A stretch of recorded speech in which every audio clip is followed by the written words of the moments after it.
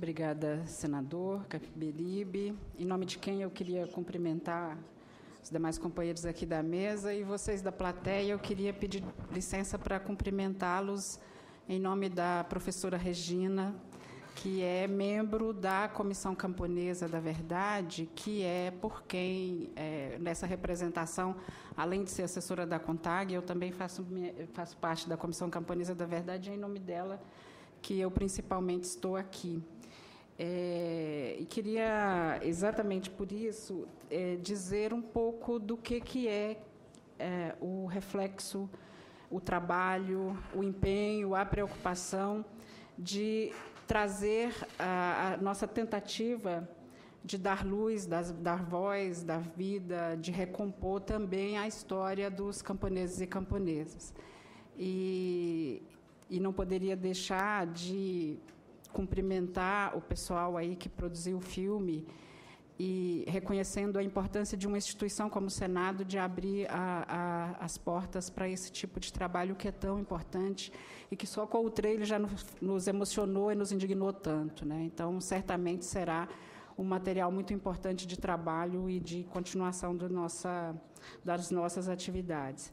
Bem, eu sempre falo demais, então eu vou tentar me concentrar aqui para não espalhar as ideias, mas é um pouco trazer para vocês que nós, nesse ambiente que foi criado no Brasil, um ambiente muito salutar com a criação da Comissão Nacional da Verdade, de composição de várias comissões, comitês por vários setores da sociedade, nós do campo, dos movimentos sociais do campo, organizamos uma Comissão Camponesa da Verdade.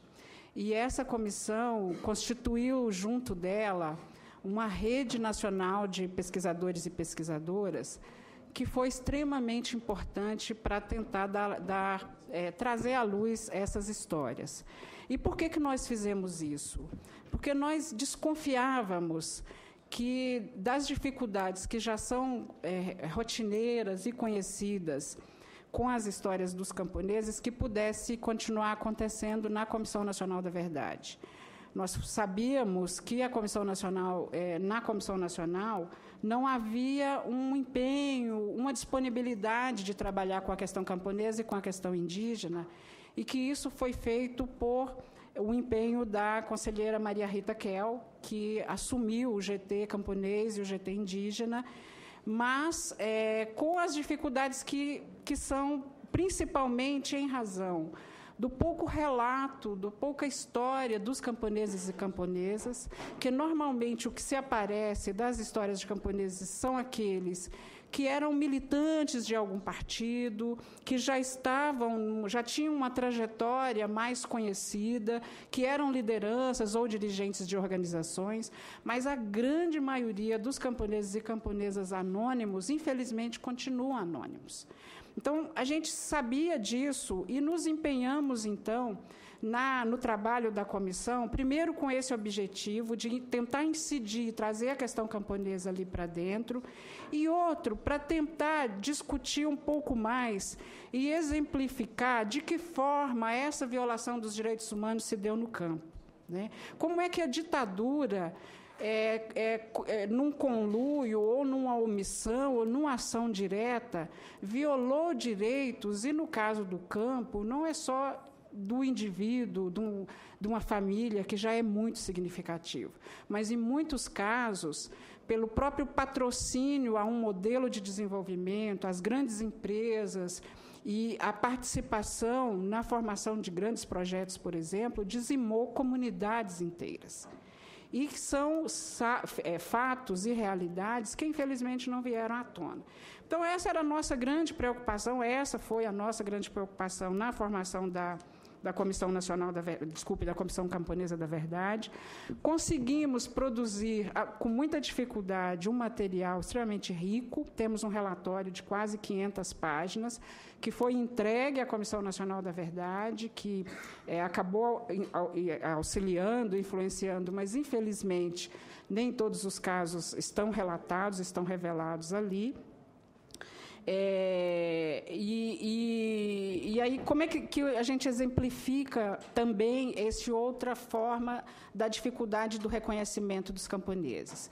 Tem um trabalho feito por um projeto, inclusive patrocinado pela Secretaria de Direitos Humanos, pelo MDA, que o Junei Viana, a Marta Ciocari e algumas pessoas coordenaram, que identificaram, e essa lista consta do relatório da Comissão Nacional, identificaram 1.196 camponeses e camponesas mortos e desaparecidos. Tem uma lista com esses nomes e essas pessoas.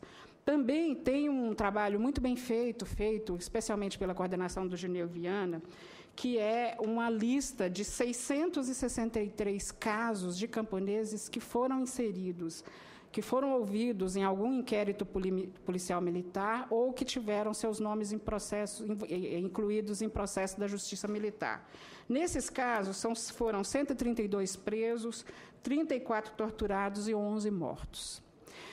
Eu não tenho aqui, infelizmente, me desculpem, eu acabei não reconsultando o relatório da Comissão Nacional da Verdade para identificar exatamente quantos camponeses foram reconhecidos naquela lista dos 430, mas se a gente pega o trabalho da Comissão de Anistia, então, desse universo que nós estamos falando, apenas 29 casos já foram julgados hoje pela Comissão Nacional de Anistia. Então, esses dados comprovam, infelizmente, que, no caso dos camponeses e camponesas, nós temos um longo trabalho pela frente. E eu vou tentar finalizar trazendo estes elementos para fazer um pedido ao Senado Federal, ao Ministério Público Federal, a todos os demais órgãos que estão presentes, às universidades e ao pessoal que produziu o filme, para que vocês possam nos ajudar, somando esforços para a gente tentar continuar com esse trabalho de buscar a memória, buscar a verdade em relação ao que aconteceu no campo. Também no sentido de caminhar para a justiça e para a reparação. E aí, doutor Ivan, recentemente eu estive em São Paulo com o Fórum de Trabalhadores, dialogando com o Ministério Público, como o Ministério Público pode buscar a reparação, no caso, especialmente dos operários, que já avançaram bastante, o próprio GT dos Trabalhadores, na Comissão da Verdade, avançou muito em identificar a relação das empresas e empresários com a ditadura. E o diálogo com o Ministério Público Federal era no sentido de como o Ministério, então, pode buscar a reparação civil. A reparação do Estado, existem os mecanismos do Estado, mas a reparação dessas empresas que participaram do processo da ditadura tão presentemente e que, no caso dos urbanos, está já bastante provada, como é que se pode buscar as reparações coletivas, as reparações simbólicas, além da reparação monetária? No caso do campo, nós temos um caminho ainda mais longo, que é isso que eu estou dizendo, é como dar conta de provar essa vinculação que foi tão presente entre os grandes grupos econômicos, entre as grandes empresas e a ditadura e cometeu as violações. Então, concluindo, dizer isso, vamos lutar pelo cumprimento das resoluções da Comissão Nacional da Verdade, especialmente naquilo que diz da continuidade, da instituição de um órgão que seja capaz de fazer isso permanentemente até que a gente consiga concluir. Vamos buscar... no nosso caso dos camponeses, nós queremos muito empenho de assegurar, por exemplo, por dentro do MEC, por dentro do CNPq, por dentro de outras instituições, que possam fomentar recursos para a pesquisa, senador. Porque, por exemplo, nós constituímos uma rede de pesquisadores e pesquisadoras de universidade de vários estados. Esta rede tem muita disposição e muita vontade de continuar pesquisando o caso dos camponeses, mas também tem muitas limitações. E se a gente, por exemplo, abrir edital, tiver recursos, tiver fomento para a pesquisa, podemos incentivar aos mestrandos, doutorandos, aos estudantes, aos pesquisadores, a buscar essa situação que nós, das entidades sindicais e dos movimentos sociais, infelizmente, não temos recursos para isso.